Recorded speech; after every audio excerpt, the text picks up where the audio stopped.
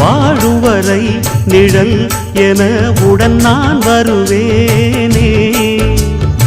ஏழ் பிறப்பும் உயிர் துணை உனை நான் பிரியேனே.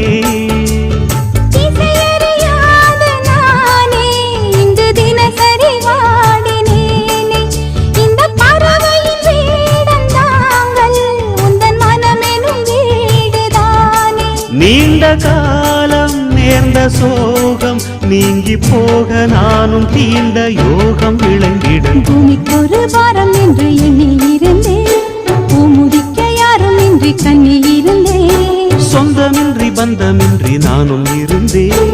ஒட்டு